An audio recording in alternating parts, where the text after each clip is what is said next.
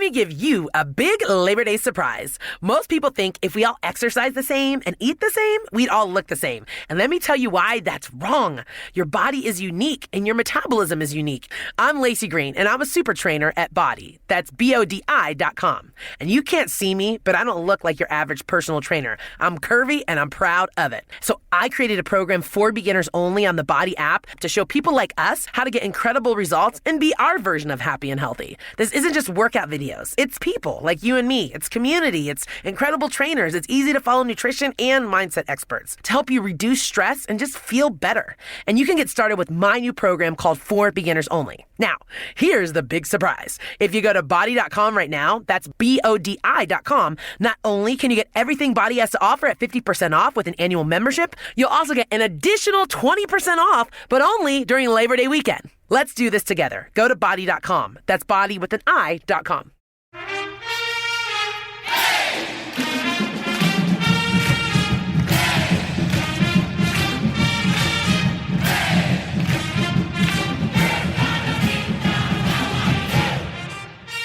Hi there, Duke fans. Welcome to episode 428 of the Duke Basketball Report podcast.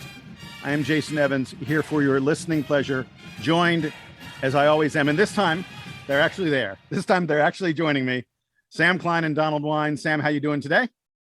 I am great. I am joining you today from a hotel room in Greenwich, Connecticut, probably Connecticut's most thrilling city. I'm not sure what the I can hear it in your voice. Yes.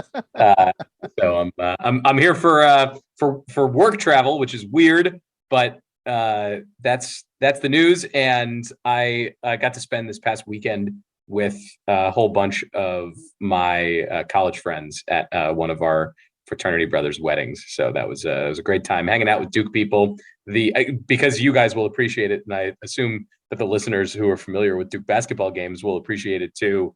They had a band, they were playing the music and everything, and the power went out. So they were in the middle of some song.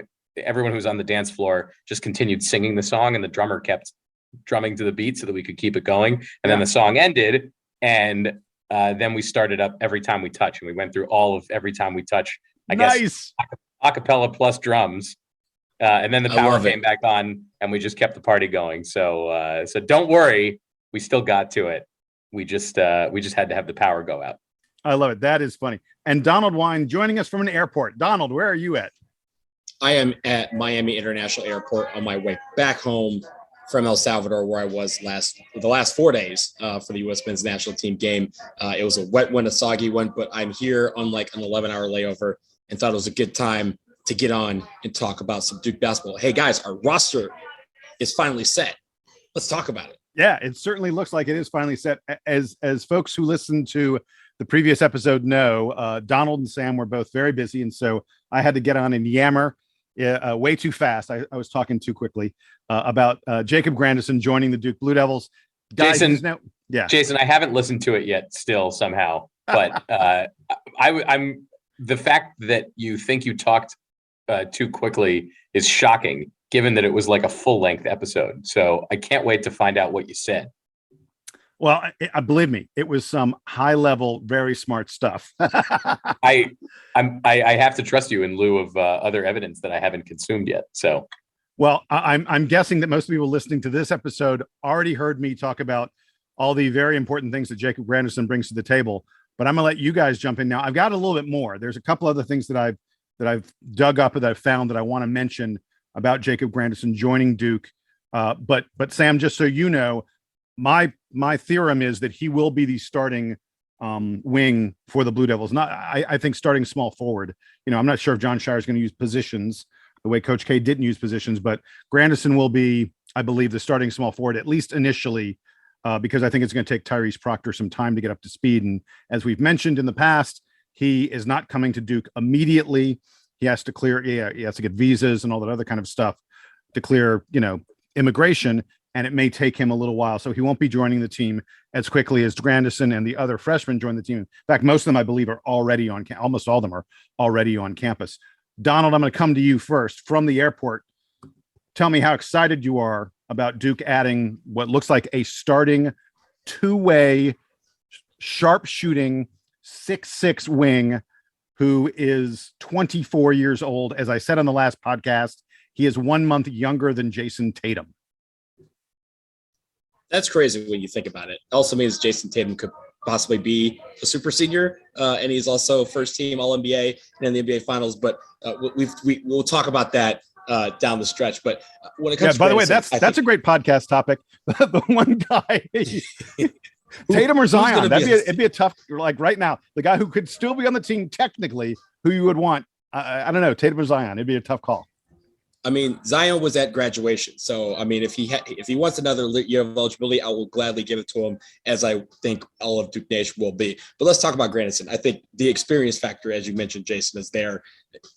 He can do both. Like you said, he's really good on defense. He, can score, but he's not going to be called upon to score a lot for this team. He's not going to be called on to be like, lead our team in offense or anything. But I think there's a stat that's interesting about him. He was one of 4 players last year from a major conference that shot 40% from 3, 50% from 2, 80% from the free throw line with a 10% assist rate. That means on 10% of his possessions, he was responsible for an assist. That means that he's able to not only put the ball in the hole, but he can also move the ball around and get it to teammates. So I really like that because, again, that combined with his experience level, you partner him in the backcourt with Jeremy Roach, who's going to be experienced. You're looking at a backcourt that's really, really good, and also one that can withstand any pressure that any college basketball team will give it this year. So I think that helps reduce the learning curve of the freshmen. They don't have to worry about freshmen leading the way on defense. We have a couple guys that can lead the way for the team and, again, provide that leadership on offense. I like sort of looking at the profile and looking at the timeline here, that his name already appears on the GoDuke.com roster. Presumably he's headed to Durham very soon if he's not there already, which means that he has time, like you were mentioning, Jason, probably begins the season as the starting shooting guard or one of the starting wings, has time now to get used to Jeremy Roach and Dariq Whitehead, figuring out how they're all going to work together in the backcourt. I don't know that I say that not thinking that there are, potential playing style issues, just that it takes time to develop that kind of rapport with the teammates. But as you said, he comes with a lot of experience. Experience is probably the most important thing. Forget the shooting, forget the defense. He's old, he's experienced, and he's going to bring sort of a more credibility, I think, to this team that is littered with new and also young players. He, of course, is a new guy, but he has lots of experience. He played for a couple of years at Illinois in the Big Ten, which has been, we've talked about, one of the best basketball conferences in the country. Illinois, not necessarily the top of the conference, but he has experience. Yeah, but wait. Remember that just really quick, that Illinois team was a top 15 team last year. And 2 years ago, his first year on them, they were top 5, like all season long. He was on a Final Four contender both his years at Illinois. Right. So all of that to say, it's great to bring that kind of experience. And so hopefully he and Jeremy Roach have notes to trade about what it's like to play on these types of teams. And I wouldn't be surprised if, we talked recently about how there's a little dearth of experience on this Duke team, guys who have actually been in this program. It's really like Jeremy Roach is the only, super experienced guy who's been on the Duke roster, who's going to get playing time. So presumably Jeremy Roach is a captain. We had talked, I think, when Cale Catchings and Ryan Young committed to Duke, that maybe one of those guys would get slotted in as a captain just because you have more experienced guys. But Grandison's going to play more than either of those transfers. So let me go back and say that I think that it's possible that Jacob Grandison becomes one of the captains this season if Jon Scheyer is inclined to have two guys be captains for this team. Of course, Scheyer familiar with the Illinois program, but so I assume that that there are knock-on effects of Grandison committing, and like you mentioned, Jason, not forcing Tyrese Proctor into a starting role early, I think is going to be great for his development personally, given how accelerated it seems like the timeline has been here. We also talked around Tyrese Proctor about his international team experience, which Grandison also brings. So I'm loving mostly the experience that he's bringing to the program. Yeah, I was going to mention the international experience, the fact that he is technically Finnish American and has played for the Finnish national team through his grandmother. But I think, again, you guys know me, I harp on the fact that international experience is something that is very unique and it brings a lot of skill sets to the table. And Grandison has that experience. So I think, again, tying in with some of the guys that we do have that have Team USA experience as well, I think that's going to be really, really helpful for this team. All right, so I want to give you guys some stats. Sam, you talked about the fact that, he and Roach and Whitehead can work together. I think part of that working together over the summer is getting to know where guys want the ball, where are they most effective when they get the ball. I want everyone to be on the lookout for Jacob Grandison in the corner. There are some crazy stats about how good this guy is at shooting corner three-pointers. From one corner this past season, he hit 48% from three. That's a huge number. From the other corner, and I don't remember whether it's right or left or right, but from one corner, he was 48%. The other corner, 63%. That is just a stupid number. On three-pointers, that is, I can't even tell you how valuable it is to have a guy who's going to hit 50 to 60% on corner threes.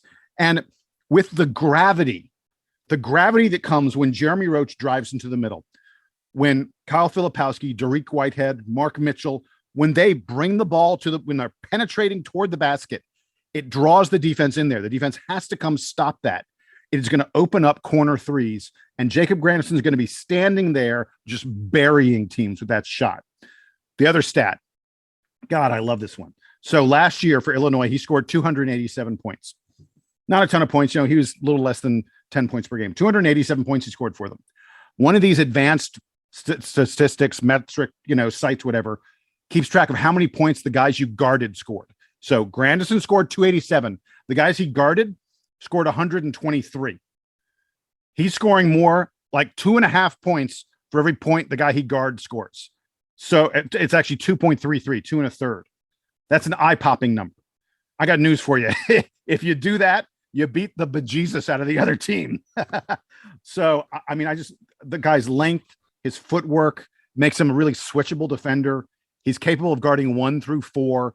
He gives Duke so much flexibility because of that. His ability to switch, his ability to play multiple positions. And one thing about his defense I want to mention, he's not a stat stuffer. He's not someone who's going to get a lot of steals or get a lot of block shots. He's just someone who uses his fundamentals, uses his smarts, uses his footwork to be really effective as a team defender. And the fact that he can show some of that, teach some of that to the youngsters on Duke is just, there's no way to discount how important that is. We've mentioned he's 24. Emil Jefferson's only 29. This guy's the age. He's pretty much the age of an assistant coach. Jason, to your point about the defense, one of the things that I think we're all sort of curious about when it comes to Jon Scheyer's leadership of the team is the way that he puts the defense together and what kinds of switching patterns he runs, how they handle ball screens at the top of the key or at the elbow. And having a guy like Grandison on the team allows Scheyer probably to be more flexible and allows him to maybe put the freshmen in more advantageous positions to be, a little more aggressive on defense because he can lock up so many different types of guys. It's a great safety valve for Duke to have, no matter what kind of defensive scheme Scheyer wants to run. So, with so many new guys coming in, I think there's a lot of unknown about the way that Duke plays defense. Hopefully Jacob Grandison's experience and his length and his athleticism will make it easier for those Duke freshmen to transition to playing in college. Jason, and also those numbers that you mentioned, the fact that he scored, you said 289 or whatever, give or take a few. And how many did he allow on defense? 123. 287 scored, gave up 123, 2.33 points for every point he gave up. So cool. So what that also means is that no one's going off on him, right? Like, it's not like that guy, whoever he's guarding is going to have a good day on offense. The fact is that you said he may not, stuff the stats. But at the end of the day, your job is to make sure that your opponent has a very bad night. And most times when Jacob Grandison lines up across you, offensively, you're going to have a very bad night. And I think that is the key, because you can stick Grandison on, one of the best players on the team, especially in the backcourt. And if they're not going to have a great night, that means that you're already at an advantage against that team because someone else is going to have to step up. And from there, we have other guys that can pick up the slack. Hey, guys, I got one more thing I wanted to mention about him, and I'm interested in hearing your reactions to it. I've thought about this a little bit. The other guys that, for the most part, were being connected to Duke, that, we talked about potentially bringing in to, if Trevor Keels didn't return. We're talking about AJ Green. We're talking about Isaiah Mosley, guys who were more scorers. Grandison, as we've said, is not that. He's someone who didn't average, even 10 points per game, despite being a starter on Illinois last year. Is there something to be said for the fact that this is a guy who's not going to demand the ball? This is a guy who's not going to be a big offensive threat. This is a guy who's going to do the dirty work. He's going to play good defense. He's going to knock down the open shot and help you space the floor a little bit. Is that maybe better than an AJ Green, who is probably going to come to Duke and look to score 15 to 18 points per game? Sam, what do you think? I think so. And other than the being able to step out and create his own shot a little bit, the guy you just described was Theo John, right? I mean, experience, exactly. Size at his position, defense, leadership, like all the intangibles that Theo John brought. I guess I'm assuming that Jacob Grandison brings the same thing, and I guess they're about the same age. So yes, I think this could work out really well for Duke. Am I concerned that Duke might not have enough scoring? Only if you think that all these freshmen that are coming in, these very hyped freshmen, are not going to be able to pull significant weight in the scoring category. But we've seen time and again, Duke is able to bring in these star freshmen, whether they're Paulo Banchero, Jason Tatum, Zion Williamson, whoever. Those guys can take the scoring load pretty quickly. That's probably the part of their game that translates the easiest to college, especially for guys like Lively and Filipowski, who are big, where they're, it's not like they're going up against guys that are all of a sudden going to be so much bigger than them. They're 7-footers that can score in multiple ways. Tariq Whitehead's pretty big for his position. So I expect those guys to be able to score. Where they struggle, typically, I don't know if this will be the case for those guys, but where they struggle is in, having a more sophisticated offense and being able to switch on defense with each other, being able to communicate. If those three guys are playing with Grandison and Jeremy Roach in the backcourt, hopefully they're able to bring enough of that experience, composure, know-how about the college game that it helps mask whatever inexperience is on the floor with them. Well, and the other thing, it's going to make the stat game a lot more fun. Usually impossible.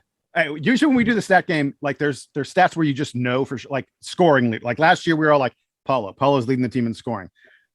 I have no idea. I'll tell you right now. I have no idea who's going to lead this team in scoring. I can make a really good case for Tariq Whitehead, but I can make a case for Kyle Filipowski and Jeremy Roach. And Derek Lively. I don't think Lively leads the team in scoring. I think, but you're right. You can still make the case. So. Yeah, you can make the case for it.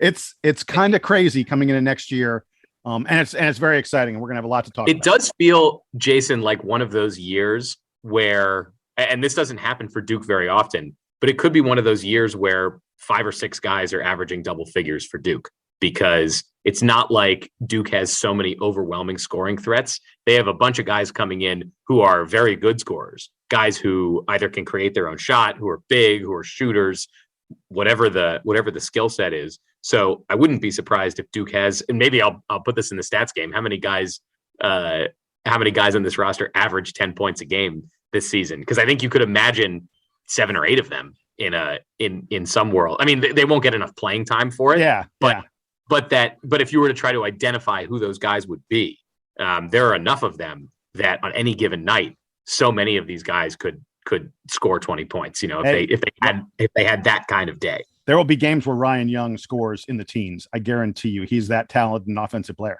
And he's probably only going to average 12 minutes a game. Yeah, exactly. And if you think about it in terms of positions, right? Because like you said, we're going to have people rotating in and out, right? You're not going to have.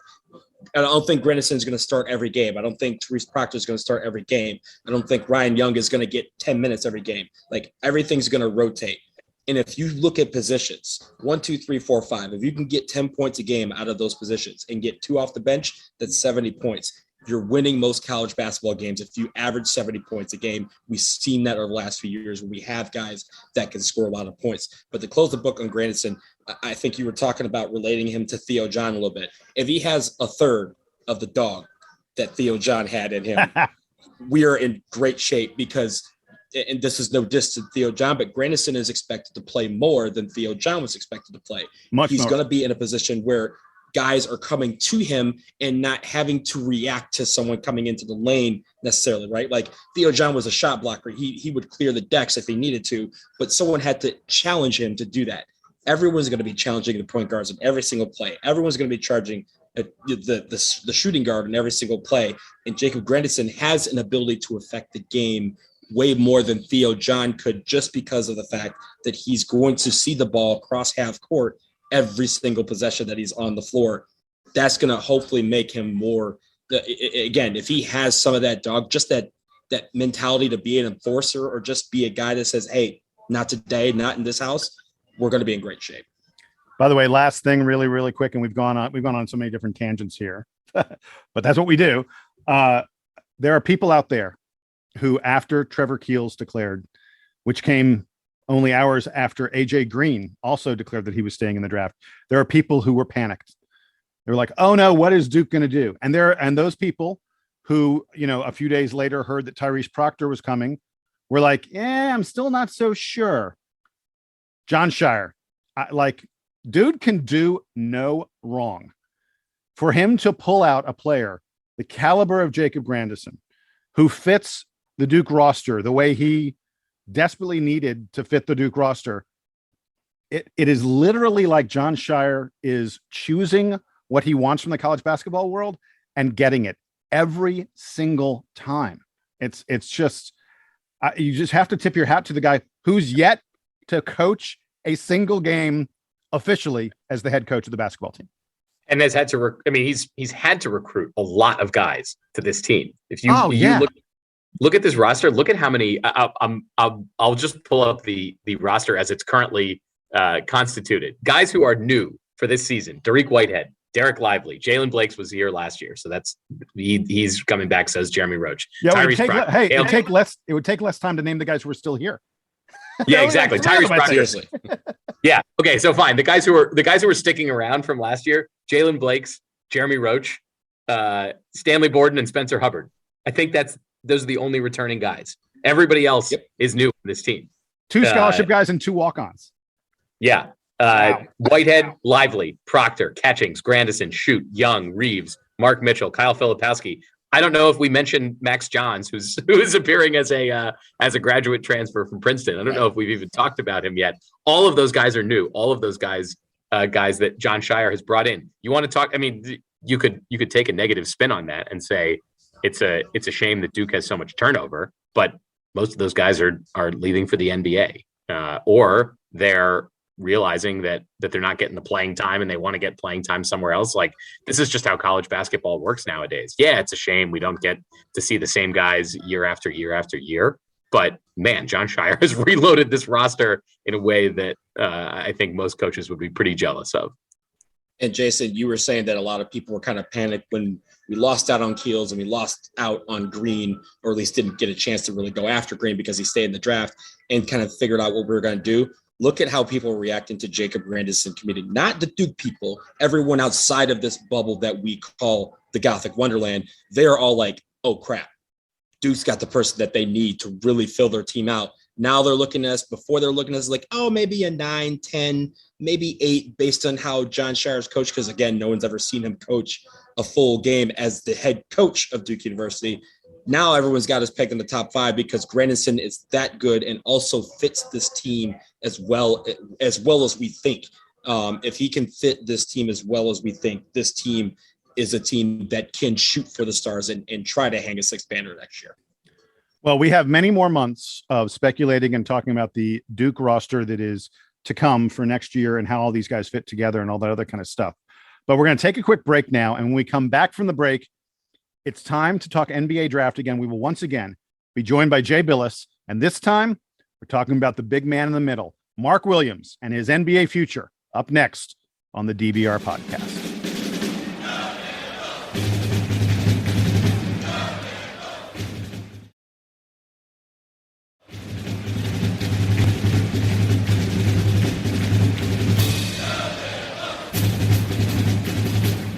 So we're back from the break, and it's time to look ahead at the NBA draft once again. And as we've been doing throughout this process, Jay Bilas, the great Jay from ESPN and Duke legend, is here to join us, and he is going to be talking to us about Mark Williams, Duke's 7-foot center who has been shooting up the NBA draft charts.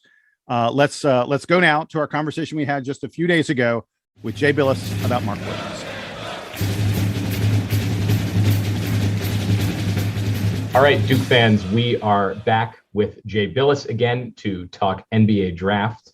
On today's episode, we are going to dive into Mark Williams, of course, who just finished his stellar sophomore campaign for the Blue Devils. The center had an outstanding season, scoring points in the paint, pulling down rebounds, and in particular, blocking shots. Jay, I think I want to start there on Mark Williams. Can you tell me a little bit about how his shot blocking prowess is going to translate in the NBA? He compares favorably to a guy like Rudy Gobert. He's got a wingspan of like 7'7", 7'8", something like that, and his standing reach is like 9'9". So I mean, he's right at the rim without even jumping. So he shot 78% for the season and had close to 100 dunks. And led Division I in dunks, so he's a big time lob threat. And when you look at all those dunks that he had, there's only like 6 or 7 guys in the draft in past years that had those kind of numbers. Guys like Anthony Davis or Bam Adebayo, Udoka Azubuike, guys like that. So that on the offensive side, he can really run. He's got great hands. He's a big time lob threat. But on the defensive end, which you asked about, he blocks and changes a ton of shots with his timing, his length, his athleticism, and the shot blocking. He blocked 3 shots a game, but he changed so many of them, and we don't really have a stat for that. But when you watch his tape and obviously watching him play, he's a real presence around the rim, and he moves his feet pretty well. He is not he's a great straight line runner. So rim runs, getting up and down the floor, going both directions, changing ends. He's big time. He did have some issues being put in pick and roll situations where his lateral movement, people would attack him. But part of the reason they did that was to get him away from the basket. So they tried to put him in a lot of high pick and rolls and in the slot. Carolina did that to him. And I think those are areas where he'll improve over time. But he's got everything you want in a big guy. He's not a perimeter big, but he shoots well from the free throw line. He shot 75%. I can't remember the exact number, but he shot well over 70%. So I think he's going to improve in that area where in the future he's going to be able to consistently knock down a 17-foot jumper. You can't. It's hard to project right now. He doesn't really project as a guy who's going to knock down 3-point shots at the NBA level, but I don't put it past him because of his ability to shoot free throws. That's something he's going to have to work on. It's not a natural skill that he has right now. But with Mark Williams, you kind of use the word yet, like he doesn't do that yet. But I think he's got the ability to consistently knock down a mid-range jumper, and that makes him even more valuable. I think as a Duke fan, my inclination is to believe that since Lance Thomas made a long NBA career out of shooting threes, that any guy with the hustle and desire to do it can figure out how to become a 3-point shooter. So I guess to that point, Jay, is that something that Mark Williams is going to have to develop to have a long NBA career? Or do you think that being 17 feet from the basket and under is going to be a way for him to be a serviceable big for 8-10 years? Oh, he'll be more than a serviceable big. He'll be a game-changing big guy with his shot blocking, his ability to run, the fact that he can move at his size. So, for him to be able to run out and set a screen and then be able to roll to the basket, right now he's not a pick and pop guy, but he's still young and there's a lot of room for improvement there. But he's going to be a really effective NBA player for a long time if he stays healthy. So, the Lance Thomas comparison is a good one from the shooting standpoint, but he and Lance are much different players. His value on the defensive end is really, really high. And the fact that he can run and you can just lob it up there, he's very good. He's a good offensive rebounder. He averaged close to 7-8 rebounds a game. Playing alongside Banchero, who's a good rebounder. So he's got a lot of ability, and he's top 10 talented, and I wouldn't be surprised to see him taken in the top 10. Jay, you just hit on the thing I wanted to ask. The way you describe him, an absolute defensive force, a guy who shows the ability perhaps to be able to knock down jumpers from the perimeter as well, a rim running lob threat. Why isn't Mark's stock higher? Probably because of the shooting piece, that the game has changed so much that, a guy like DeAndre Jordan was taken too low in the draft. And I don't think you'll see that with Mark Williams. I think he's going to be valued much higher. But DeAndre Jordan's had a really long, productive NBA career. And I see that for Mark. I think he's got the chance to be a great NBA player. Is he going to be it depends. It depends how you value Gobert. He's been defensive player of the year in the NBA a number of times, 3 times maybe. That's pretty good. And I think Williams has that. Mark Williams has that ability that we could be talking about him in the future as NBA defensive player of the year. And so it's sort of like we were talking about on another segment about Paolo Banchero, like saying, okay, well, look at all the things he does offensively. His defense doesn't match his offense yet, but that's not going to keep you from drafting him really high, because he's going to be a really good NBA player. And Mark's offense does not match his defense yet. But his defense is next level. I mean, he's got a 12% block rate. And again, that's the changing shots too, is not factored into that. But he's he can finish, and all the different aspects we've talked about on the defensive end. What he does do is big time. What he could do, if he improves in certain areas, just adds on to that, really high floor that he has as a player to prospect. A lot of NBA draft picks, you try and project what they'll be in a few years. But, if Mark, we've talked about, it feels like he's a late lottery kind of pick. There's some pretty decent teams that, miss the NBA playoffs that are in the lottery that Mark could fall to. How quickly do you think he becomes an impact player in the league? He is a sophomore, so I guess he's a little bit older than a lot of these other guys. Do you think that he's, is this a guy who's in the running for the all rookie team from his very first year in the league? It depends on the team situation. If he goes in there and he's able to play big minutes right away, sure. Yeah, he could be an all rookie player because of his defensive capabilities. And, and that's a really good question. When you start talking about what a player could be versus what he can do already, what he can do puts him up there right away. If he adds what he could do to that, you're looking at a high value pick, especially where he's slated to go. And I do think he'll be a top 10. He'll be right around the top 10. Whether it's 9 or 11, what difference does it make? But you're comparing him to guys like, what do you do if you've got Keegan Murray from Iowa and Mark Williams on the board? Do you go with what you think of Murray, or how much potential Mark has? Those are the really hard decisions. Or if Jaden Ivey of Purdue falls down a little bit, what do you do? Those are the harder decisions. One thing I wonder about him is, what do you think Mark Williams improved the most while he was at Duke? This is a guy who barely played the first half of his freshman year. Reflect a little bit on his Duke career. Obviously, you saw him a ton, both his freshman and his and his sophomore season. What changed the most about him? I think he became more confident, more assertive, and concentrated on what he does really well.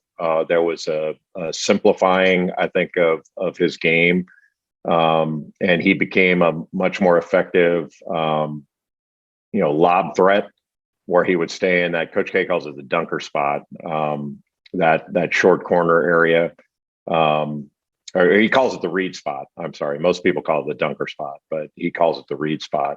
So he was really effective there in that short corner, staying behind the defense, and he could flash in and post from time to time.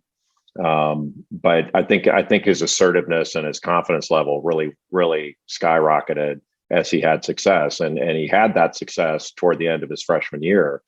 I think when, if I remember right, he had a triple double in the ACC tournament, and the last guy to do that was Ralph Sampson.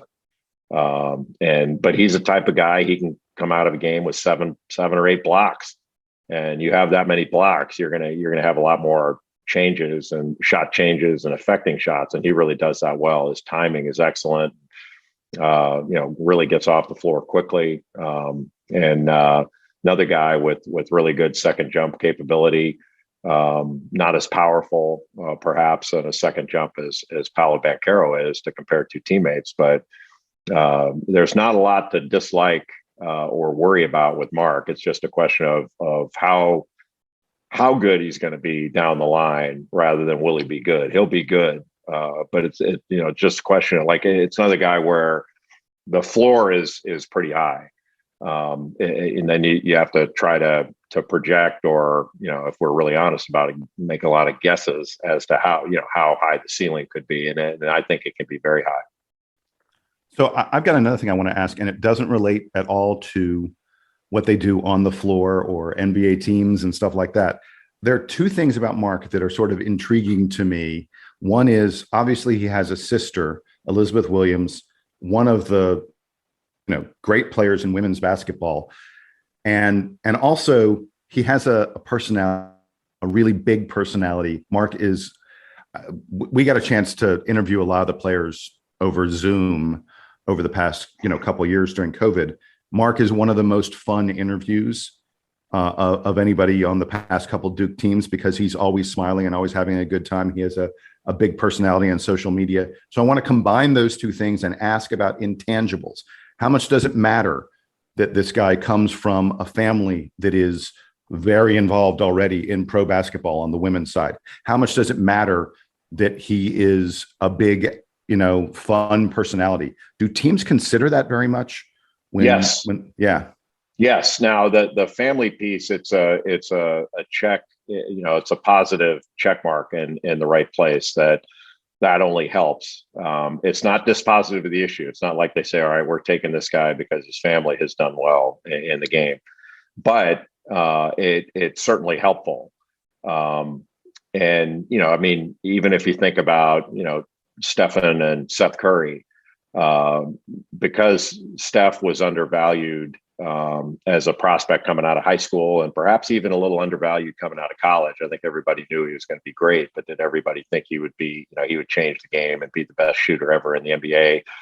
I don't know how many people thought that. I look back on some of my draft commentary, and I was pretty happy with the way I projected Steph Curry, but Seth was not highly regarded coming out of high school, and went to Liberty and averaged 20 a game as a freshman, then transferred to Duke. And, he's been playing the NBA a long time. He's not quite Steph, but he's damn good and has had a long, productive career in the NBA. So when you look at their family success with Del Curry playing so many years in the NBA and Steph and all that, it certainly didn't hurt Seth to have that family background. And I think, your question is good about Mark, that he's got a great attitude. And so when you have somebody in your locker room that is happy to be there, that it's not all about him. He is comfortable blending into a team concept. And, there's not a lot to worry about on the personal side with him. It's all positive. And so those are absolutely his makeup as a person and as an athlete is only helpful to his, sort of his cause there of being valued appropriately as a draft pick. Jay, thanks a lot. We appreciate you telling us the inside scoop on Mark Williams. Like I said, one of the more fun players that we've had around Duke the past couple of years.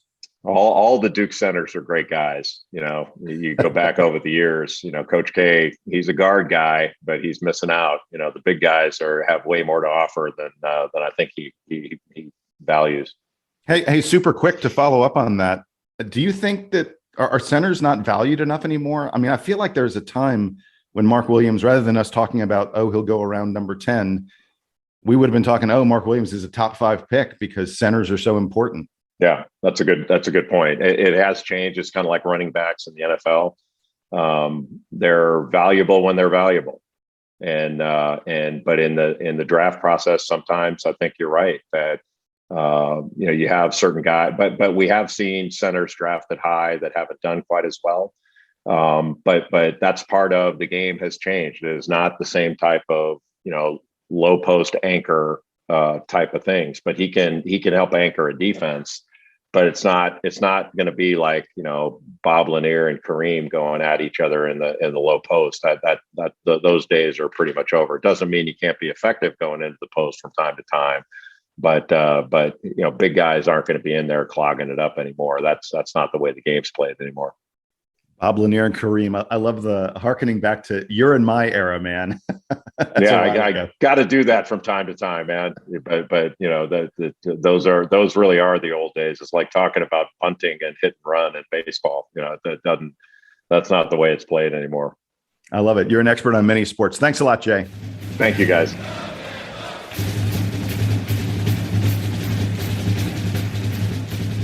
All right, guys. So let's talk a little bit about what Jay had to say and about what we all think about Mark Williams. I'll tell you right off the bat, there was one line that Jay had that I really loved. He said, you use the word yet about Mark Williams. He doesn't do that yet, but he's someone who looks like he can learn nearly everything. I loved it when Jay talked about that.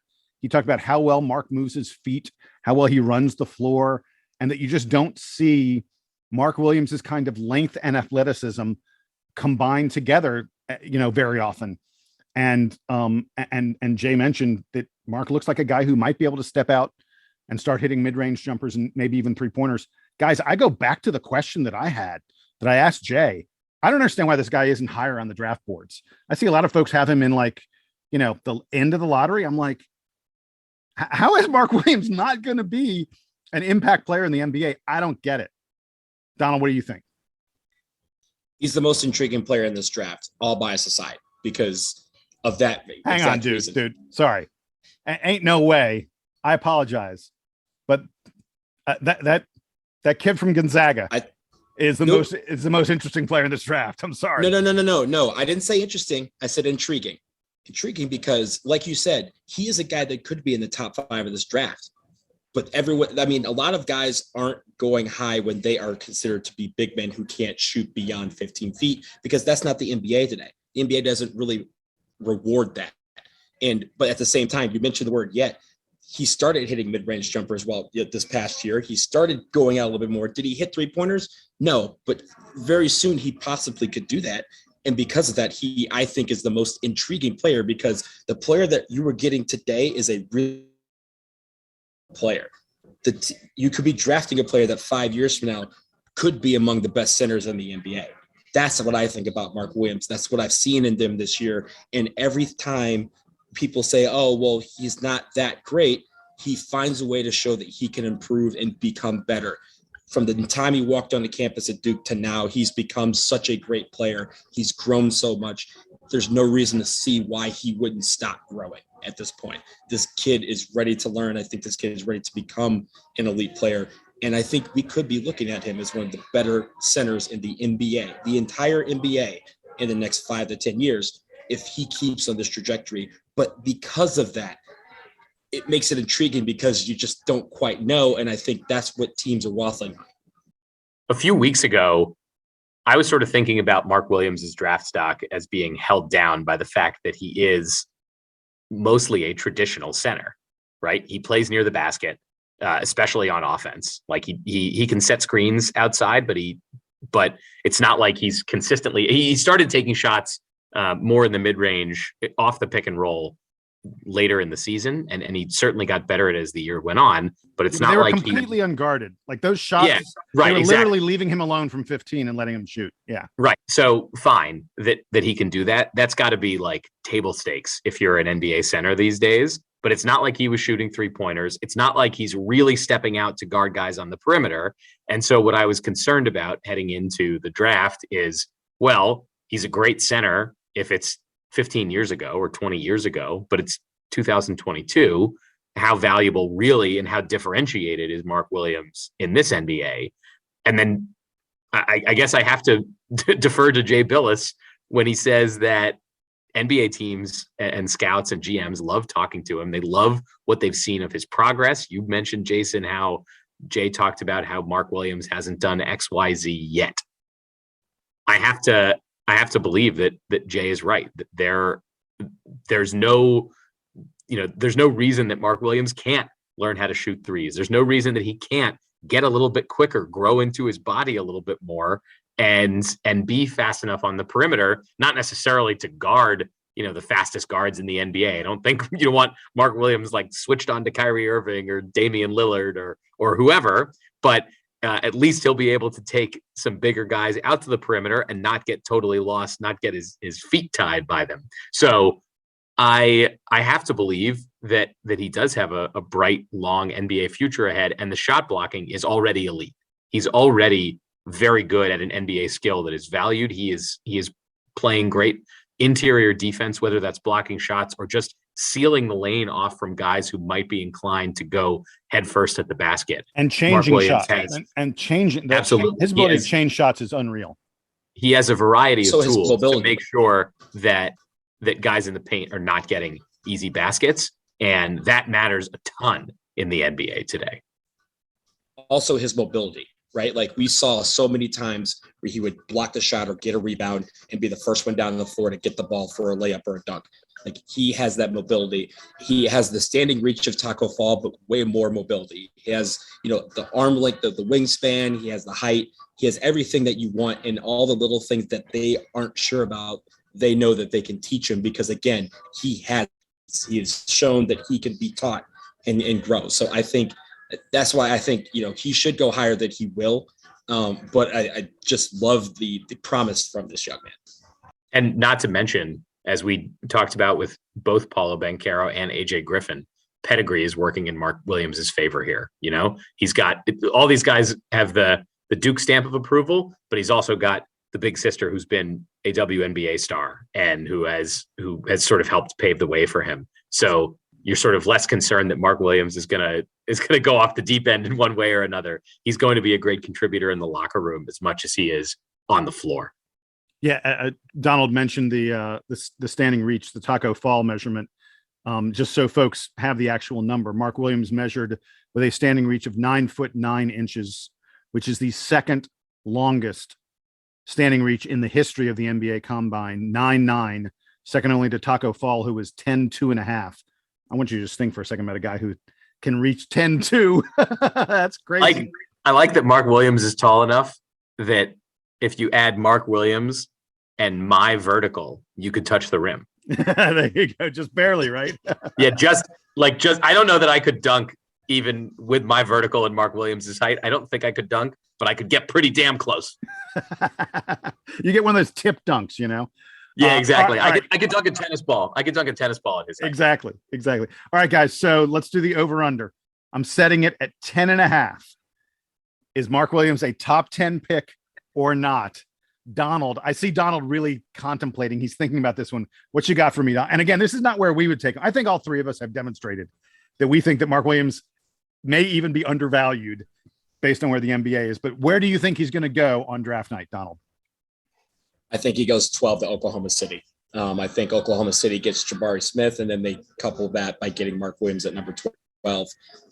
So I guess that's over 10.5. I think that's what it's worse than 10.5. Yeah. Worse Exactly. than 10.5. I'm in the same ballpark as Donald. I think he's somewhere just behind the top 10. So I don't know at this point, given how close we are to the draft and all the chit chat that's going on, that I think he's going to go into the top 10. Should he? Maybe. I think we've talked ourselves into it, but I don't think that's what's going to happen. That being said, the same thing we said with Paulo Banchero, how Paulo might, is probably going to go third in the draft, but has a decent chance of being the rookie of the year. Mark Williams could go 12th or 13th or 14th or wherever, late lottery, and still end up being first team all rookie, maybe second team all rookie. Don't be surprised by any of that from him. Yeah. So I really want to say that he would go in the top 10. And like I said, I think he definitely deserves it. I'm just not sure that I can pick the team that it makes sense for him to go in the top 10 and play for, because the team's drafting, like 8th, 9th, 10th. I don't feel like Mark is a great fit on those teams.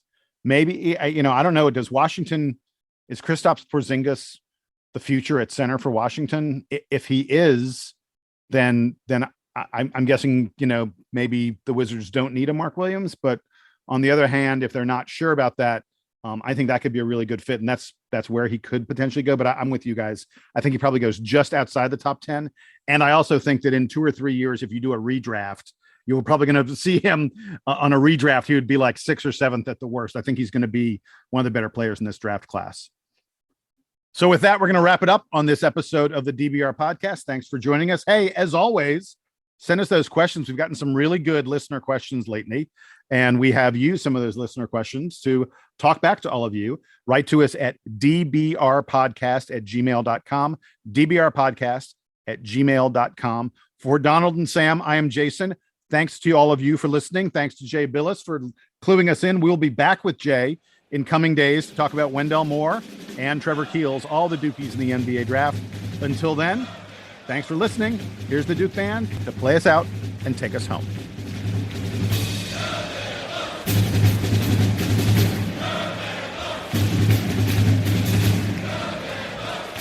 Guys, how much should I pay for a ticket to the Celtics game tomorrow night? Bad seats, I'd say up to 400. Okay. Donald says 5. Okay. Good to know. It's like 700 right now. If 5 can't get you a decently shitty seat, then you shouldn't get it. Yeah. They're like 700 now, but they've been dropping.